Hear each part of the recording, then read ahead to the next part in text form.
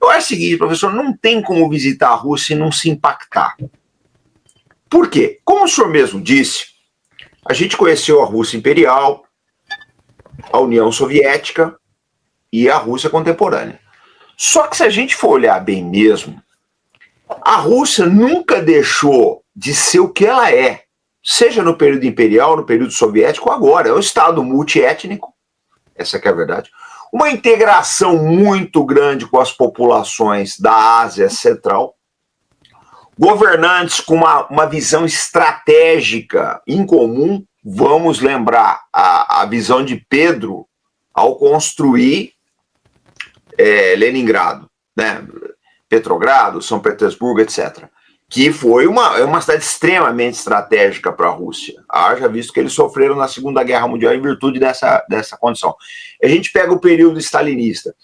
O Stalin foi o homem que industrializou a União Soviética. Essa que é a verdade. O projeto de eletrificação que ele fez, a construção dos grandes canais, né, grandes projetos de siderurgia, da indústria química. Então, assim, a gente vê que a Rússia sempre teve governantes com uma visão de futuro.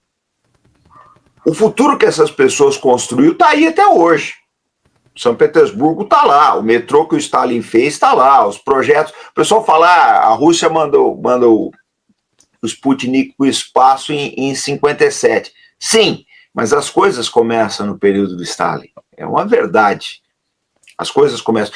Então, eu acho assim, professor, não tem como passar pela Rússia e não observar essa grandeza. Agora, uma coisa que chama atenção em termos do nosso Brasil.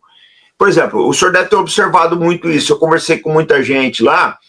Por exemplo, educação de qualidade, professor. A gente está longe de ter isso aqui no Brasil. Então, a preocupação social, o pessoal fala, como é que os russos veem Putin? Eles estão vivendo bem sobre o Putin, professor. É uma verdade. O russo está vivendo melhor que o brasileiro. É uma verdade. Por quê? Você tem segurança, você tem educação de qualidade.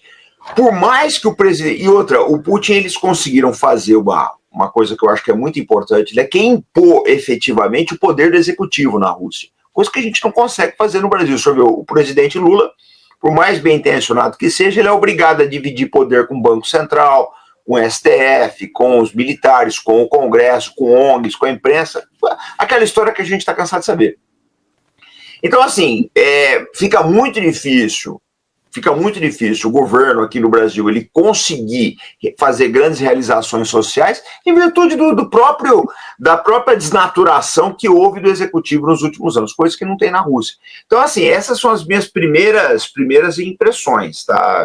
Eu fiquei efetivamente maravilhado com tudo que eu vi ali, principalmente pelos índices sociais, né?